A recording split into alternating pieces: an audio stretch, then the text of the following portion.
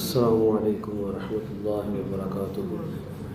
ان الحمد للہ نحمده ونستعینه ونستغفره ونعوذ باللہ من شرور انفسنا ومن سیئات اعمالنا من يهده الله فلا مضل له ومن يضلل فلا هادي له واشهد ان لا اله الا الله وحده لا شريك له واشهد ان محمدا عبده ورسوله اما بعد۔ قال اللہ تبارک وتعالی فی القرآن المجید بعد اعوذ باللہ السمیع العلیم من الشیطان الرجیم یا ایھا الذین آمنوا اتقوا اللہ حق تقاتہ ولا تموتن الا وانتم مسلمون۔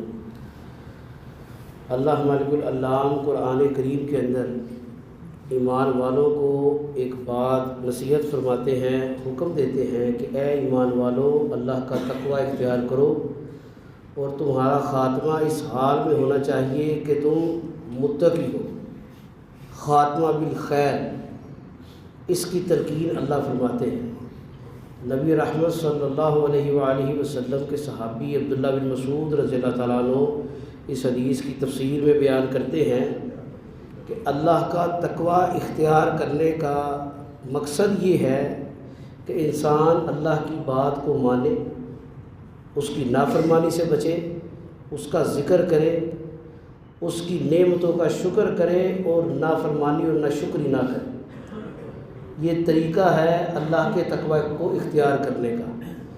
ایک شخص منہ سے جتنا مرضی کہتا رہے مجھے اللہ کا بڑا ڈر ہے، مجھے اللہ کا بڑا خوف ہے، لیکن اس کے ایمان میں اگر خلل ہے، شرک ہے، بدعت ہے یا فسق و فجور ہے، وہ کبیرہ گناہوں میں ملوث ہے، یا وہ اللہ کی ناشکری کرتا ہے، اللہ کی بات اس تک پہنچتی ہے تو وہ اپنے آپ کو نہیں بدلتا، قرآن کو سن کر، نبی علیہ السلام کے فرمان کو سن کر سمجھ کر اپنی اصلاح نہیں کرتا، وہ شخص اس دعوے میں جھوٹا ہے کہ میں اللہ کا تقوی اختیار کرتا ہوں یا اللہ سے ڈرتا ہوں۔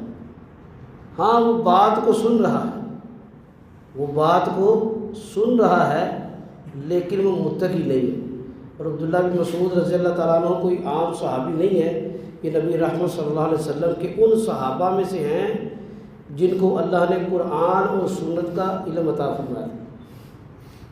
قرآن کی تفسیر، اللہ کے نبی علیہ السلام کے احکامات کا فہم صحابہ ان سے سیکھا کرتے تھے۔ انس بن مالک رضی اللہ تعالیٰ عنہ بیان کرتے ہیں کہ جو شخص اپنی زبان پر قابو نہیں نہ پا سکتا وہ اللہ کا تقوی نہیں اختیار کر سکتا۔ اب ان 4-5 چیزوں میں ایک اور چیز شامل ہو گئی، اپنی زبان کی حفاظت کرنا۔ ابھی قاری صاحب نے بھی پہلی رکعت میں آیات جو تلاوت کی ہیں ان کی ابتدا میں یہی تھا، یا ایھا الذین آمنوا اتقوا اللہ وقولوا قولا سدیدا، اے ایمان والو اللہ سے ڈر جاؤ اور سیدھی بھلی بات کرو، سچی بات کرو۔ سچی بات کی اللہ کے نبی نے بڑی تلقین کی ہے، اور ایک موقع پر فرمایا علیکم بالصدق، ہمیشہ سچائی کے ساتھ رہیں۔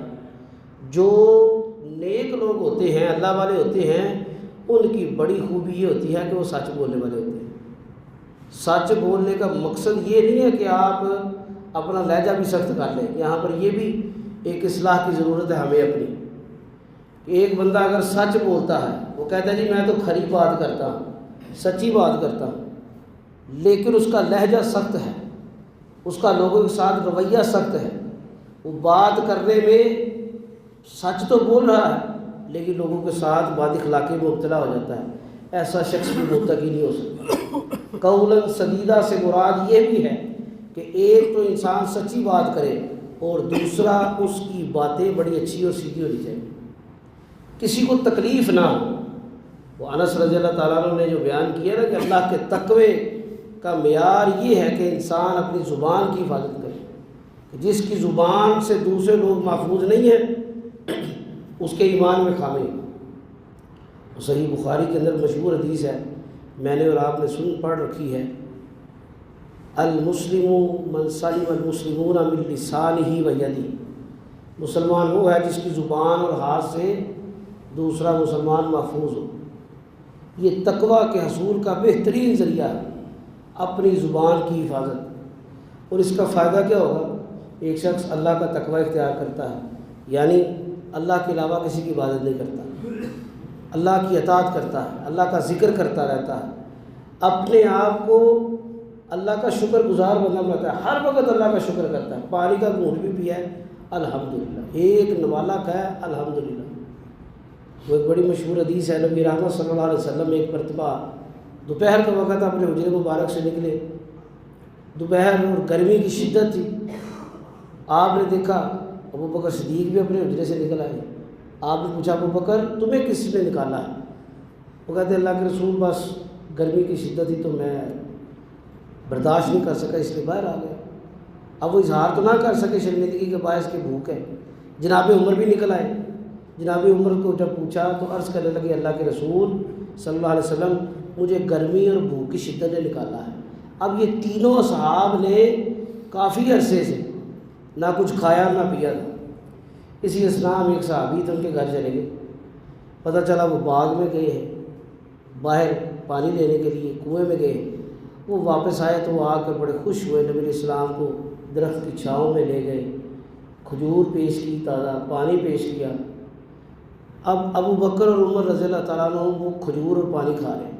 اب ایک شخص 2 وقت کا بھوکا ہے، وہ جب کھانا کھا رہا ہو تو اس کو آپ جتنی مرضی کو بات بتائیں نا وہ آپ کی بات پر دھیان نہیں دیتا، لیکن صحابہ کی یہ شان ہے کہ وہ ہر وقت اللہ کے نبی کی بات کی طرف متوجہ رہتے تھے۔ تو نبی علیہ السلام نے فرمایا کہ اے عمر یہ وہ نعمتیں ہیں جن کا اللہ کی بارگاہ میں سوال ہو۔ حضرت عمر رضی اللہ تعالیٰ عنہ وہیں پر رک گئے، آنکھوں میں آنسو آ گئے، کہنے لگے اللہ کے رسول یہ کھجور اور یہ پانی اس کے متعلق بھی سوال ہو؟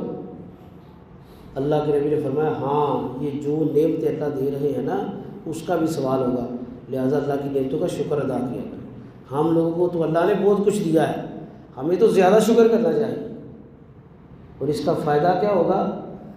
اللہ کے قرآن میں فرماتے ہیں یصلح لکم اعمالکم ویغفر لکم ذنوبکم، تقوی اور زبان کی حفاظت سے اللہ اعمال کی بھی اصلاح کر دیں گے، جو کمی پیشی رہ گی اللہ وہ پوری کر دیں گے، اور گناہوں کو بھی معاف کر دیں گے۔